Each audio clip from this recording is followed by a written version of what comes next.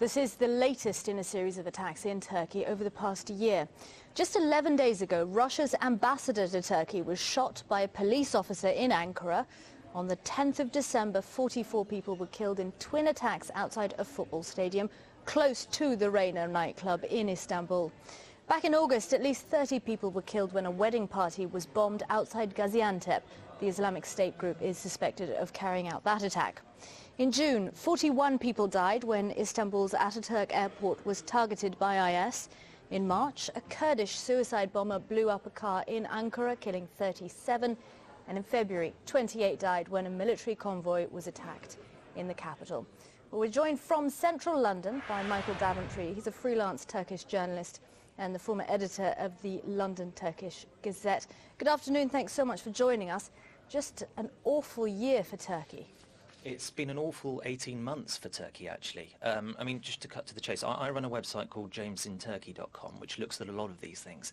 And since the 1st of June 2015, so just before the last but one general election, there have been countless attacks, and by my estimation, I think there are more than 500 people who have died in Turkey in bomb attacks, gun attacks, and other kinds of attacks of those sorts. 500 people is, we're talking about one person roughly every day. That's a massive number of people. Turkey's got a huge security problem, but part of the problem with it is that people aren't asking questions. Well, the main question this afternoon really is who did it. Looking at the victims, looking at it, it was civilians in a nightclub, mainly foreigners. Do you think it points to the main perpetrators of the past attacks, IS or Kurdish separatists? Well, the evidence does point towards an IS-style attack. The Kurdish militant style of attack tends to be targeting the security forces, so the police, the army, other members of the security forces, and if any civilians are caught up in that, then, well, the Kurdish militia line would be, well, they are collateral damage. IS tend to go for an indiscriminate, we will bomb and try and kill as many people as we can approach when it comes to their attacks in Turkey. That's certainly what they've done in the past, so this attack does look like it is an IS attack, but the Prime Minister was on Turkish television.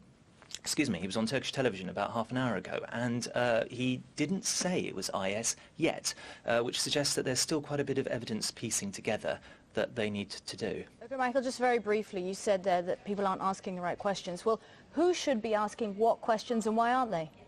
Well, I mean, your correspondent in Istanbul actually was asking some very important questions. He said, how is it that somebody could come into the centre of Istanbul and with such weaponry and commit such an atrocity? But 500 people have died in countless atrocities over the past year and a half. The problem is that your correspondent can ask those questions, but in Turkey, very few people are. And I'm not just talking about journalists, I'm talking about judges, I'm talking about investigators and police officers, and I'm even talking about regular civil servants who look after the electricity network or the water network. People are afraid for their jobs, people are afraid for their liberty, and so awkward questions are not being asked, and awkward questions are what functioning societies really operate on. Okay, Michael Daventry, he's a freelance Turkish journalist and former editor of the London Turkish Gazette. Thank you so much for joining us.